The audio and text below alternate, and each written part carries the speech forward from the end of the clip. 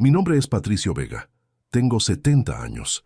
Y hoy quiero leerte la carta que le escribí a mi yerno después de que me llamara estorbo en mi propia casa. Una carta que cambió para siempre su vida cuando entendió lo que realmente significaba esa palabra que había usado tan a la ligera. Porque lo que Nicolás, mi yerno, nunca imaginó es que yo había estado guardando durante años una sorpresa que haría que se arrepintiera profundamente de cada insulto, cada desprecio, cada vez que me trató como si fuera una carga molesta en lugar del hombre que había hecho posible toda su comodidad. Querido Nicolás, así empieza la carta que le escribí después de escucharlo decirle a mi hija que yo era un estorbo que complicaba sus planes de vida. Después de oírlo quejarse de que mi presencia en la casa limitaba su libertad, que tenerme ahí era como cuidar a un niño grande, que sería mejor para todos si yo me fuera a vivir a otro lado. Palabras que escuché desde mi cuarto una noche que pensaba que yo estaba dormido. Querido Nicolás, escribí, me tomé la libertad de llamarte así porque durante 3 años has vivido bajo mi techo, has comido de mi comida, has usado mis servicios, has disfrutado de mi generosidad y has permitido que yo sostuviera económicamente el hogar donde tú y mi hija han construido su matrimonio. Durante 3 años me has tratado con una mezcla de condescendencia y tolerancia que ahora entiendo que era solo el preludio de lo que realmente pensabas de mí. La noche que te escuché llamarme estorbo, tomé una decisión que había estado posponiendo durante meses. La decisión de mostrarte exactamente qué significa esa palabra cuando se aplica a las personas que realmente te han estorbado en la vida. Y esa carta, Nicolás, era solo el comienzo de una lección que cambiaría tu perspectiva sobre el respeto familiar para siempre. Escucha esta historia hasta el final y dime si alguna vez has subestimado a alguien mayor, pensando que no tenía poder para defenderse. Cuéntame también desde qué ciudad me estás escuchando, porque esta lección sobre las consecuencias de la ingratitud familiar vale para cualquier lugar del mundo, donde existan personas que confunden la bondad con la debilidad. Para que entiendas por qué las palabras de Nicolás me afectaron tanto, tengo que contarte cómo llegó a vivir en mi casa y cómo un hombre que había recibido solo beneficios de mi parte se convirtió en alguien que me veía como un problema que había que resolver. Porque la historia de cómo aprendió lo que significa la palabra estorbo empezó mucho antes de esa carta. Mi hija Carmen se casó con Nicolás hace 4 años. Él trabajaba como técnico en computación, ella como enfermera en el hospital público. Tenían un departamento alquilado pequeño pero cómodo, un auto usado pero confiable y los sueños típicos de una pareja joven: comprar una casa propia, tener hijos, construir un futuro estable juntos. Yo vivía solo en mi casa desde que murió mi esposa Elena hace 6 años. Era una casa grande de 3 dormitorios que había comprado cuando Carmen era adolescente, pensando en el futuro de mi familia. Después de la muerte de Elena, la casa se sentía vacía, pero era mi hogar, el lugar donde tenía todos mis recuerdos y donde había planeado vivir mis últimos años. Hace 3 años, Nicolás perdió su trabajo cuando la empresa de informática donde trabajaba cerró por problemas económicos. Estuvo desempleado durante 5 meses, viviendo de las tarjetas de crédito y del sueldo de Carmen. Cuando las deudas se volvieron insostenibles y no pudieron seguir pagando el alquiler, vinieron a pedirme ayuda. Les ofrecí que se mudaran temporalmente a mi casa. Tenía dormitorios disponibles. Ellos podrían ahorrar el dinero del alquiler para pagar sus deudas, y yo tendría compañía. Les dije que podían quedarse el tiempo que necesitaran para estabilizarse económicamente. Pensé que era una solución que beneficiaba a todos. Al principio todo funcionó bien. Nicolás consiguió un trabajo nuevo como soporte técnico en una empresa mediana. Carmen siguió trabajando en el hospital. Contribuían modestamente con algunos gastos de la casa, pero yo cubría la mayoría de los costos porque entendía que necesitaban tiempo para recuperarse económicamente. Durante los primeros meses, Nicolás era agradecido y respetuoso. Me ayudaba con tareas domésticas, conversábamos sobre tecnología y trabajo. Parecía valorar la oportunidad que le había dado de vivir sin pagar alquiler mientras reconstruía su situación financiera. Carmen estaba feliz de tener a su familia unida bajo el mismo techo, pero gradualmente empecé a notar cambios en la actitud de Nicolás. Después del primer año, empezó a actuar menos como un invitado agradecido y más como alguien que tenía derechos sobre la casa. Empezó a hacer comentarios sobre cómo modernizar la decoración, sobre cambios que harían la casa más funcional para una familia joven. Patricio, me decía, esta casa tiene mucho potencial, pero necesita actualizaciones. Deberíamos cambiar los muebles del living porque están muy anticuados. Deberíamos renovar la cocina porque el equipamiento es muy viejo, como si fuéramos socios en un proyecto de remodelación en lugar de propietario e invitado. Después, empezó a tomar decisiones menores sin consultarme. Cambió la configuración del Internet para optimizar su trabajo desde casa, reorganizó el garaje para hacer espacio para sus herramientas, instaló equipos de ejercicio en el sótano. Cuando le preguntaba por qué no me había consultado, me decía que eran mejoras que beneficiaban a toda la familia. También empezó a establecer rutinas como si fuera copropietario de la casa.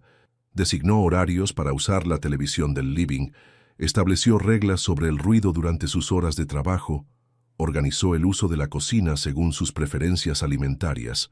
Todo gradualmente, todo presentado como organización familiar sensata. Lo que más me molestaba era cómo había empezado a referirse a la casa cuando hablaba con otros. La llamaba nuestra casa, hablaba de nuestros proyectos de mejora, se refería a nuestros gastos como si fuéramos socios económicos. Cuando yo lo corregía, me decía que era natural sentirse parte de una casa donde vivía. Carmen apoyaba las actitudes de su marido. Cuando yo expresaba incomodidad con algunos de sus comportamientos, ella me decía que Nicolás solo quería ayudar, que sus ideas eran buenas para modernizar la casa, que yo era demasiado territorial con un espacio que ahora compartíamos como familia. El segundo año fue peor. Nicolás había conseguido un trabajo mejor con un sueldo significativamente más alto, pero en lugar de empezar a buscar su propia casa, parecía haberse acomodado permanentemente en la mía.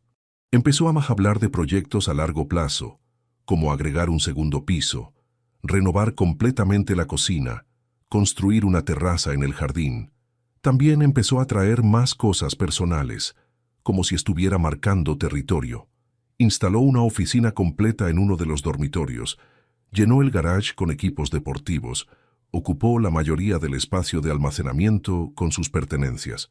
La casa empezó a sentirse más suya que mía. Durante el tercer año, Nicolás prácticamente había tomado control de la casa.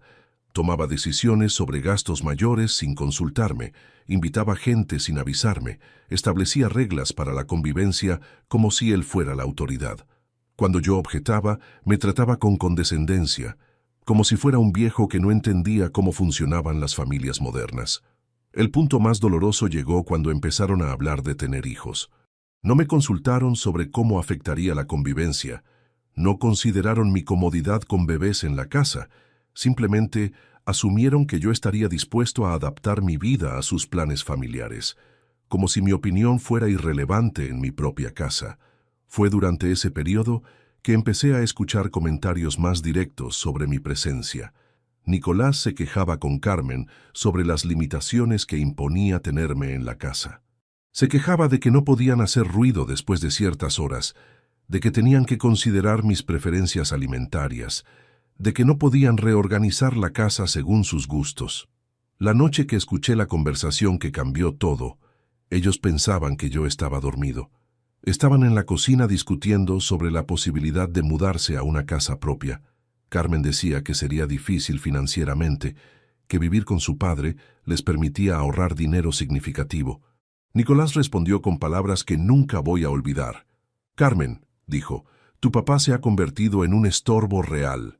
No podemos vivir nuestra vida como pareja joven con un viejo supervisando todo lo que hacemos. No podemos tener amigos, no podemos hacer ruido, no podemos ni siquiera reorganizar la casa según nuestros gustos. Es como tener un niño grande que hay que cuidar constantemente». Siguió diciendo que sería mejor para todos si yo me fuera a vivir a un lugar para personas mayores, donde estaría con gente de mi edad y ellos podrían vivir como una familia normal, que mantenerme en la casa era una carga que limitaba su desarrollo como pareja, que yo debería entender que ya había cumplido mi función como padre y debía dar paso a la nueva generación. Esas palabras me partieron el alma. Durante 3 años había abierto mi casa a Nicolás, había subsidizado su vida, había permitido que se sintiera como propietario de mi hogar, y en respuesta, él me veía como un obstáculo molesto que había que remover. Me veía como un estorbo. Esa noche no pude dormir. Me quedé despierto pensando en todo lo que había hecho por Nicolás, en toda la generosidad que había mostrado, en todas las comodidades que había proporcionado. Y pensé en cómo él había interpretado toda esa bondad, como debilidad, como obligación, como algo que podía dar por sentado mientras planeaba cómo deshacerse de mí. Al día siguiente, mientras Nicolás trabajaba y Carmen estaba en el hospital, me senté a escribir la carta que cambiaría para siempre nuestra relación familiar. Una carta que le enseñaría exactamente qué significa la palabra estorbo cuando se aplica a las personas que realmente han sido un obstáculo en tu vida. Querido Nicolás, escribí, anoche escuché sin querer tu conversación con Carmen donde me llamaste estorbo, donde dijiste que era como cuidar a un niño grande, que mi presencia limitaba tu libertad, que sería mejor para todos si me fuera a vivir a otro lado. Palabras que me dolieron profundamente, pero que también me ayudaron a entender algo muy importante sobre ti. Me ayudaron a entender que durante estos 3 años has confundido mi generosidad con obligación. Has confundido mi hospitalidad con debilidad. Has confundido mi amor paternal con permiso para tratarme como un obstáculo molesto. Y sobre todo, has confundido el concepto de quién realmente ha sido un estorbo en esta relación. Permíteme aclararte algunos hechos que quizás has olvidado en tu evaluación de quién estorba a quién. Cuando perdiste tu trabajo hace 3 años, ¿quién te abrió las puertas de su casa para que no terminaras en la calle? Cuando no podías pagar el alquiler, ¿quién te ofreció un techo gratis para que pudieras recuperarte económicamente? Cuando necesitabas tiempo para encontrar trabajo nuevo, ¿quién te dio la estabilidad de un hogar sin presión financiera? Durante estos 3 años he pagado la mayoría de los gastos de esta casa. La luz que usas para tu computadora, el gas que calienta el agua de tus duchas, el internet que usas para trabajar desde casa, la comida que comes todos los días, todo subsidiado por el viejo que ahora consideras un estorbo, todo proporcionado por el hombre que según tú limita tu libertad. Pero hay algo más que no sabes, Nicolás, algo que había estado guardando como sorpresa para cuando ustedes realmente necesitaran ayuda económica. Algo que cambia completamente tu evaluación de quién ha sido útil y quién ha sido un estorbo en esta familia. Hace 15 años, cuando compré esta casa, también compré 3 terrenos en las afueras de la ciudad como inversión a largo plazo. Terrenos que ahora, con el crecimiento urbano, valen una fortuna. Terrenos que había planeado vender para ayudar a Carmen y a vos a comprar su propia casa cuando estuvieran listos para independizarse. También tengo una cuenta de ahorros que he estado alimentando durante años específicamente para el futuro de mi hija. Dinero que había planeado usar para los gastos de sus futuros hijos, para emergencias médicas, para asegurar que Carmen tuviera seguridad económica sin importar lo que pasara conmigo. En total, Nicolás, tengo un patrimonio de aproximadamente $400,000 que había estado reservando para el bienestar de mi familia. $400,000 que habían sido destinados para hacer que tu vida y la vida de Carmen fueran más fáciles y más seguras. Pero tu conversación de anoche me hizo reconsiderar completamente esos planes. Me hizo entender que hay una diferencia fundamental entre ayudar a Family que te aprecia y ayudar a Family que te ve como un estorbo. Me hizo entender que mi generosidad había sido malinterpretada como obligación, que mi amor había sido confundido con debilidad. Así que tomé algunas decisiones, Nicolás. Decisiones que creo que te ayudarán a entender exactamente qué significa la palabra estorbo cuando se aplica correctamente. Decisiones que te enseñarán la diferencia entre tener apoyo familiar y no tenerlo. Primero, he decidido vender esta casa. La casa donde has vivido gratis durante 3 años. La casa que considerabas tuya.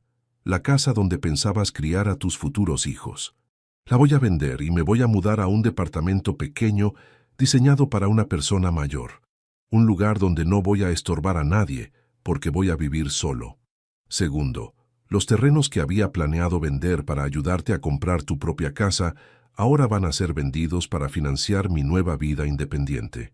El dinero que habría sido tu down payment para una casa propia, ahora va a ser mi seguridad económica para la vejez.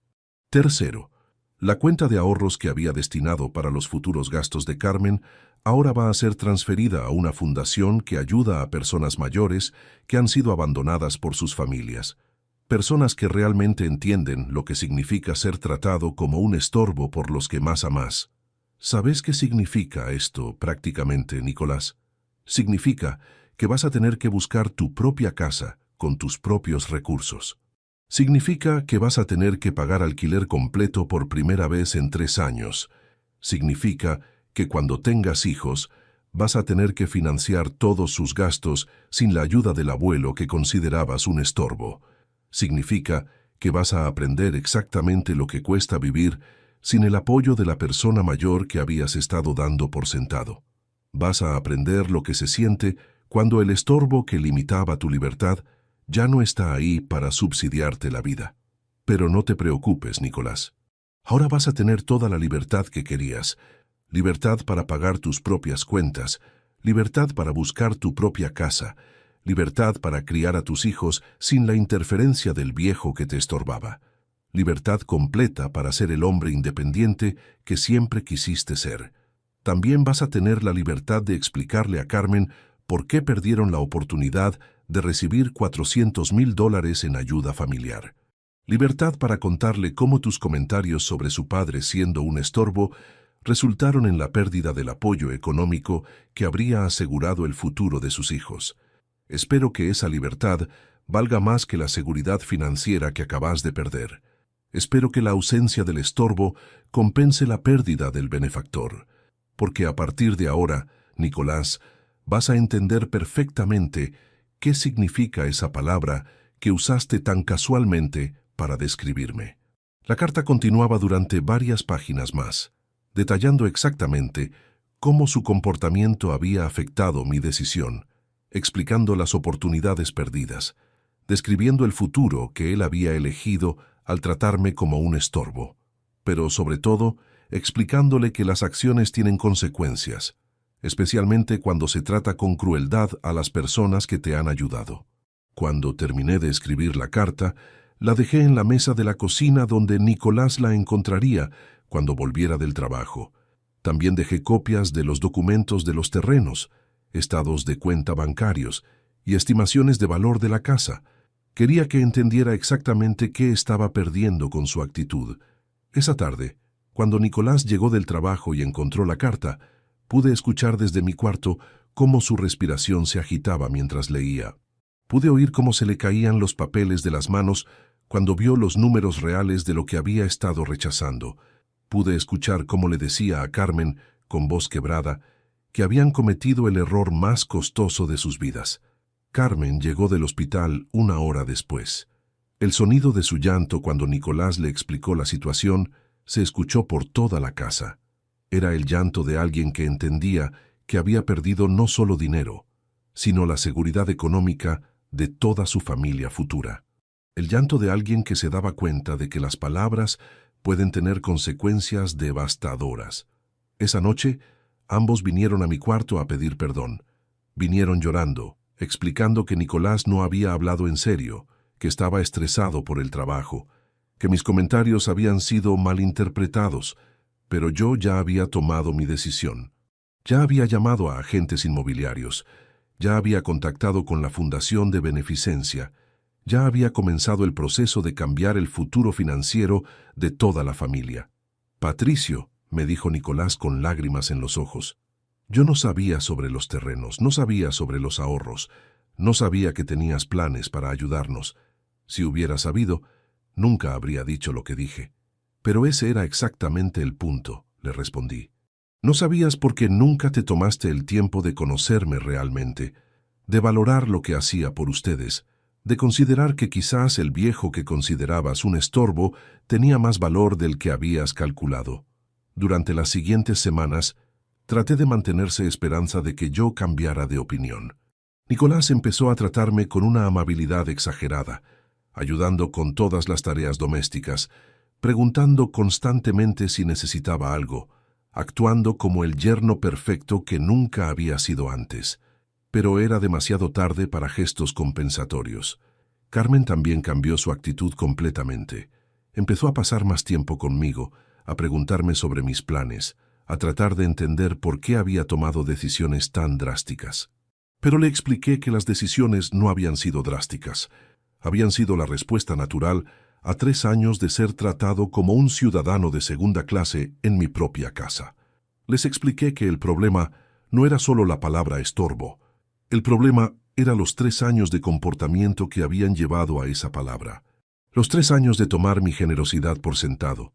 Los 3 años de actuar como si mis sacrificios fueran obligaciones. Los 3 años de planear su futuro sin considerar mis sentimientos o mis derechos. 6 meses después de entregar la carta, vendí la casa. El día de la mudanza, Nicolás y Carmen se fueron a un departamento alquilado que consumía la mayoría de sus ingresos combinados. Yo me mudé a un departamento pequeño pero cómodo, en un complejo residencial para personas mayores, donde vivía independientemente pero con servicios de apoyo disponibles. La diferencia en mi calidad de vida fue inmediata y dramática. En lugar de vivir con la tensión constante de ser tratado como un invitado molesto en mi propia casa, vivía en un espacio que era completamente mío. En lugar de tener que negociar cada decisión con personas que no respetaban mi autoridad, tomaba todas las decisiones sobre mi vida y mi espacio. En lugar de subsidiar la vida de personas que me veían como una carga, usaba mis recursos para mi propia comodidad y bienestar. Contraté servicios de limpieza, comía en restaurantes cuando quería, viajé a lugares que había postergado durante años. Por primera vez en mucho tiempo, me sentía valorado y respetado. Los terrenos se vendieron por una cifra incluso más alta de la que había estimado. El desarrollo urbano había aumentado su valor más rápido de lo previsto. Ese dinero, junto con el dinero de la venta de la casa, me dio seguridad financiera completa para el resto de mi vida. Ya no dependía de nadie. Ya no tenía que tolerar falta de respeto por necesidad económica. Nicolás y Carmen lucharon económicamente durante el primer año después de la mudanza. Sin mi subsidio, descubrieron que su nivel de vida había estado artificialmente inflado durante años.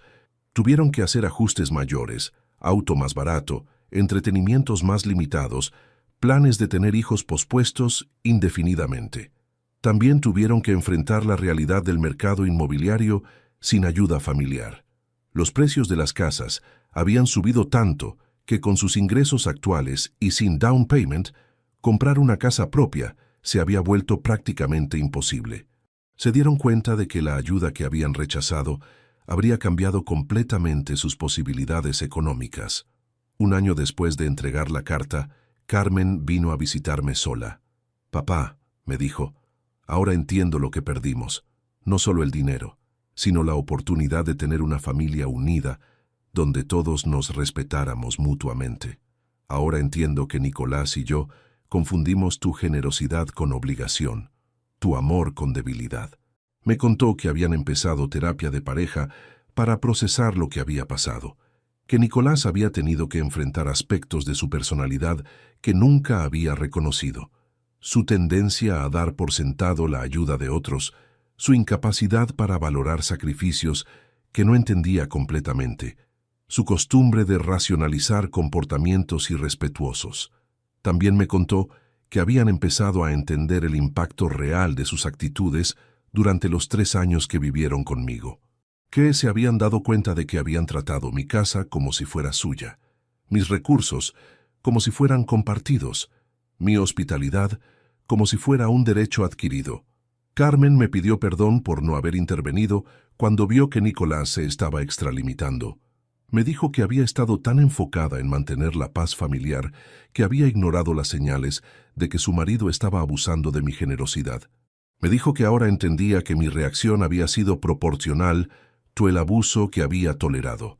Le dije que apreciaba sus disculpas, pero que las consecuencias de las decisiones que habían tomado no se podían cancelar con arrepentimiento tardío, que había aprendido lecciones importantes sobre establecer límites en relaciones familiares, sobre no permitir que la generosidad fuera confundida con obligación.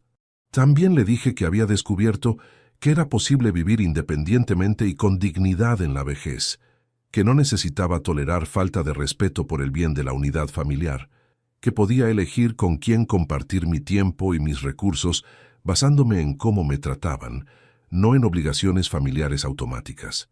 2 años después de la carta, Nicolás finalmente me pidió una reunión personal. Vino a mi departamento, se sentó en mi sala de estar y me pidió perdón de una manera que me convenció de que realmente había entendido la gravedad de sus errores. Patricio, me dijo, pasé 2 años pensando que habías reaccionado de manera exagerada a un comentario que hice sin pensar. Pero ahora entiendo que ese comentario era el resultado de años de falta de respeto y ingratitud. Me explicó que los 2 años de lucha económica le habían enseñado a valorar la ayuda familiar de una manera que nunca había valorado antes, que tener que pagar alquiler completo, cubrir todos los gastos domésticos y planear el futuro sin apoyo económico le había dado perspectiva sobre cuánto había recibido durante los años que vivió en mi casa. También me explicó que la terapia le había ayudado a entender que había desarrollado una sensación de entitlement hacia mi generosidad, que había empezado a ver mis sacrificios como obligaciones automáticas, mis recursos como extensiones de sus propios recursos, mi casa como un espacio que tenía derecho a controlar. Me pidió una segunda oportunidad para demostrar que había aprendido a valorar y respetar la ayuda familiar. No me pidió que restaurara el apoyo económico que había perdido, porque entendía que esas consecuencias eran justas. Pero sí me pidió la posibilidad de reconstruir una relación basada en respeto mutuo y gratitud genuina. Le dije que estaba dispuesto a considerar una relación cordial, pero que cualquier relación futura tendría que ser construida gradualmente, que empezaríamos con visitas ocasionales donde él pudiera demostrar que había cambiado sus actitudes fundamentalmente, que si esas interacciones iban bien, podríamos desarrollar una relación más cercana. Pero también le dejé claro que las lecciones económicas que había aprendido eran permanentes, que no iba a restaurar el apoyo financiero que había perdido, porque hacer eso enviaría el mensaje equivocado sobre las consecuencias de la ingratitud familiar, que las decisiones que había tomado después de su comentario sobre estorbo eran definitivas. Durante los meses siguientes, Nicolás demostró consistentemente que había cambiado. Sus visitas eran respetuosas y agradecidas. Nunca hacía comentarios sobre mi manera de vivir o sugerencias sobre cómo podría ayudarlos económicamente. Se comportaba como alguien que valoraba genuinamente la oportunidad de tener una relación conmigo. También demostró cambios en otras áreas de su vida. Había aprendido a vivir dentro de sus medios económicos reales. Había desarrollado una mayor apreciación por las cosas que tenía. Había empezado a tratar las relaciones familiares con más cuidado y consideración.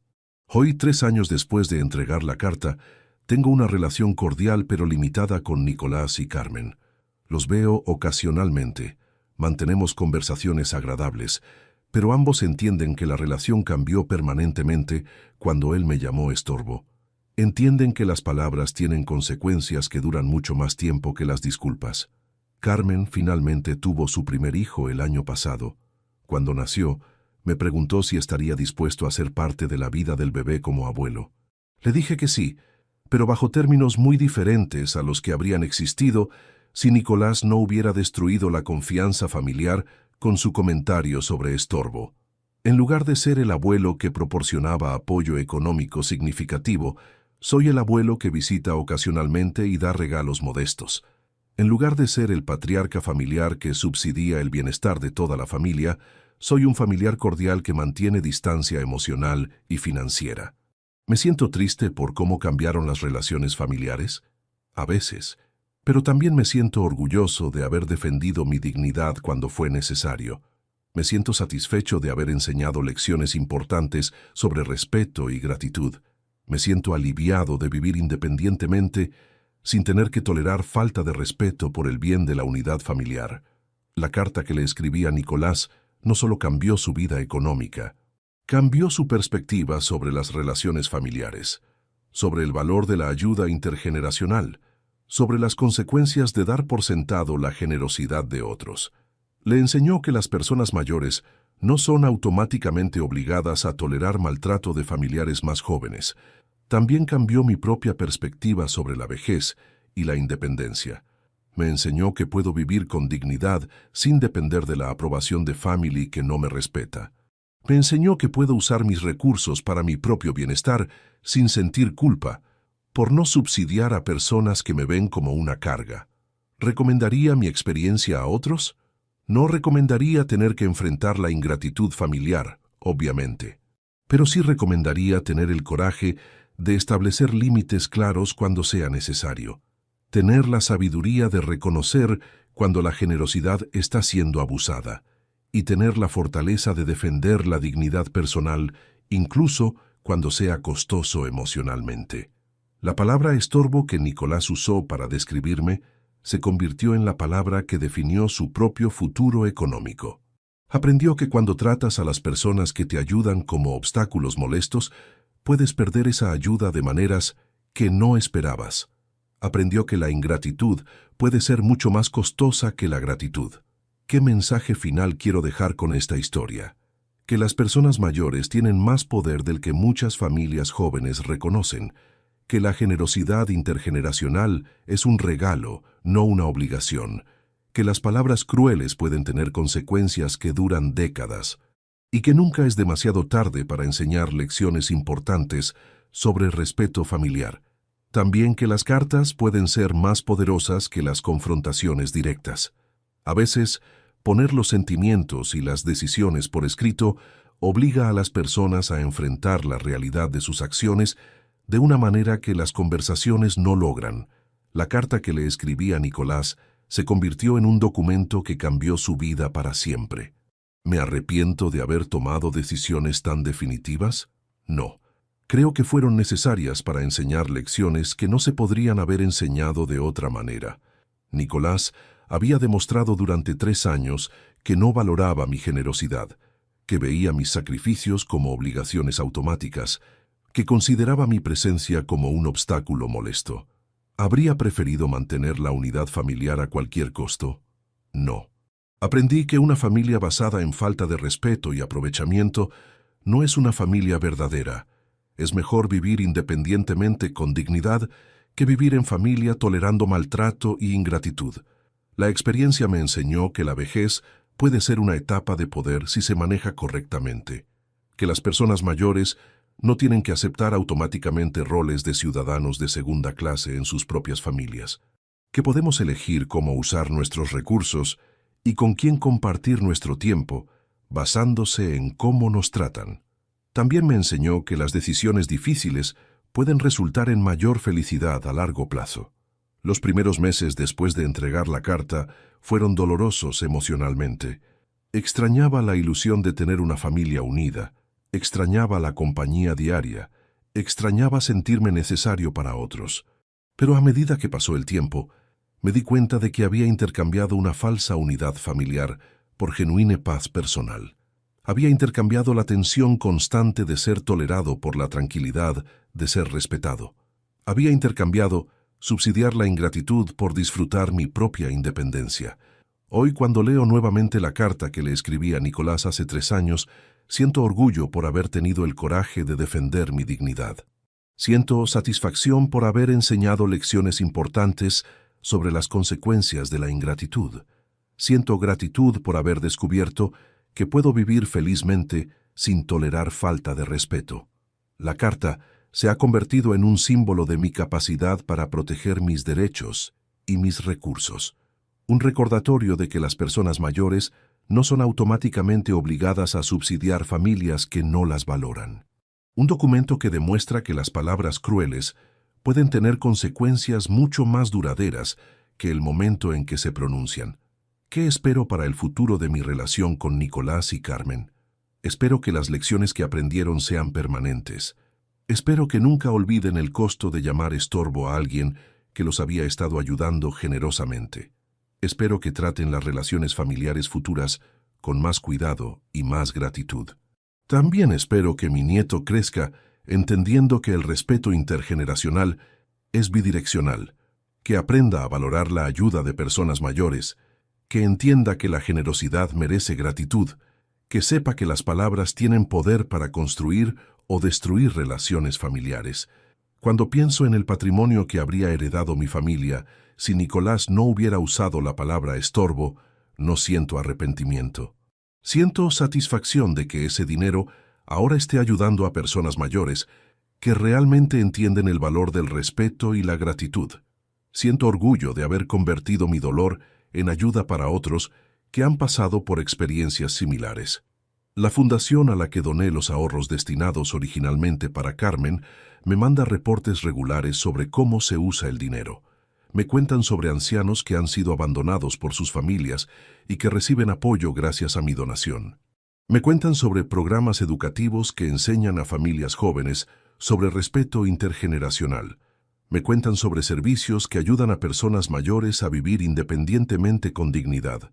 Cada reporte me confirma que tomé la decisión correcta, que mi dinero está haciendo más bien ayudando a extraños agradecidos que lo que habría hecho subsidiando familiares ingratos, que mi dolor se convirtió en sanación para otros que han sufrido experiencias similares. ¿Qué consejo le daría a otras personas mayores que están siendo tratadas como estorbos por sus familias? Primero, documenten su situación financiera real. Muchas familias jóvenes asumen incorrectamente que las personas mayores no tienen recursos significativos. Asegúrense de que entiendan exactamente qué están perdiendo cuando los tratan mal. Segundo, no toleren falta de respeto por el bien de la unidad familiar. Una familia que solo se mantiene unida porque ustedes toleran maltrato no es una familia que vale la pena preservar. Es mejor vivir independientemente con dignidad que en familia sin respeto. Tercero, usen sus recursos para su propia comodidad y bienestar. No se sientan obligados a subsidiar familias que no los valoran. Su dinero es suyo y pueden elegir cómo usarlo basándose en cómo los tratan, no en obligaciones familiares automáticas. Cuarto, consideren la posibilidad de ayudar a otros en situaciones similares. Convertir su dolor en ayuda para otros puede ser más satisfactorio que usar sus recursos para subsidiar ingratitud familiar. Pueden hacer una diferencia real en las vidas de personas que realmente entienden el valor de la ayuda. ¿Qué consejo le daría a familias jóvenes que viven con el apoyo de personas mayores? Primero, nunca olviden que están recibiendo un regalo, no ejerciendo un derecho. La generosidad intergeneracional es exactamente eso, generosidad. Debe ser valorada y protegida, no dada por sentado. Segundo, expresen gratitud activamente y regularmente. No asuman que las personas mayores saben que aprecian su ayuda. Díganlo explícitamente, demuéstrenlo frecuentemente. Asegúrense de que entiendan que su generosidad es valorada. Tercero, incluyan a las personas mayores en decisiones importantes que afecten el hogar compartido. No tomen decisiones unilaterales sobre espacios o recursos que no les pertenecen. Respeten que ustedes son invitados, no propietarios. Cuarto, planeen activamente para su independencia futura. No se acomoden tanto en la generosidad de otros que olviden trabajar hacia sus propias metas. Las personas mayores no están obligadas a subsidiarlos indefinidamente. Quinto, cuidado con las palabras que usan para describir a las personas que los ayudan. Palabras como estorbo, carga o molestia pueden tener consecuencias que duran décadas. Las personas mayores tienen memoria larga y recursos que ustedes pueden no conocer. La carta que le escribí a Nicolás se ha convertido en parte de mi legado familiar. No el legado económico que había planeado originally, sino un legado de dignidad personal y límites claros. Un legado que enseña que las personas mayores merecen respeto, que la generosidad tiene límites, que las palabras crueles pueden ser muy costosas. Cuando mi nieto sea mayor y lea esa carta, entenderá que su abuelo no era el estorbo que su padre pensaba que era. Entenderá que había recursos familiares significativos que se perdieron por falta de respeto. Entenderá que las relaciones familiares requieren gratitud mutua, no solo tolerancia de una parte. Quizás lo más importante que entenderá es que las personas mayores tienen dignidad que merece ser protegida, que no somos automáticamente obligados a tolerar maltrato por el bien de la unidad familiar, que podemos elegir cómo usar nuestros años restantes, nuestros recursos acumulados, nuestro tiempo y nuestra energía. Mi historia no es única. Hay muchas personas mayores que han sido tratadas como estorbos por familias que no valoran su contribución. Hay muchas personas que han tenido que elegir entre mantener la paz familiar y mantener su dignidad personal. Hay muchas personas que han descubierto que la independencia es preferible al maltrato familiar. Pero también hay familias que han aprendido las lecciones correctas antes de que sea demasiado tarde. Familias donde las generaciones mayores y menores se respetan mutuamente, donde la ayuda intergeneracional es valorada y protegida, donde las palabras se eligen cuidadosamente porque todos entienden que tienen poder. Mi esperanza es que mi historia ayude a más familias a aprender esas lecciones antes de enfrentar consecuencias irreversibles, que ayude a las personas mayores a reconocer su propio valor y poder, que ayude a las familias jóvenes a entender que la generosidad de las personas mayores es un regalo que puede perderse para siempre. La palabra estorbo cambió mi vida y la vida de mi familia para siempre, pero al final resultó ser una palabra liberadora. Me liberó de la obligación de tolerar falta de respeto, me liberó de la necesidad de subsidiar ingratitud, me liberó para vivir mis años restantes con dignidad y paz. Y vos que me escuchaste hasta acá, ¿has sido tratado como un estorbo por personas que deberían valorarte? ¿Has visto a familiares mayores ser maltratados por generaciones más jóvenes? ¿Entendés el poder que tienen las palabras para construir o destruir relaciones familiares? Cuéntame tu experiencia y dime desde qué país me estás escuchando, porque estas lecciones sobre respeto intergeneracional y dignidad familiar son universales y necesarias en todo el mundo, donde existan familias que no entienden el verdadero valor de sus personas mayores.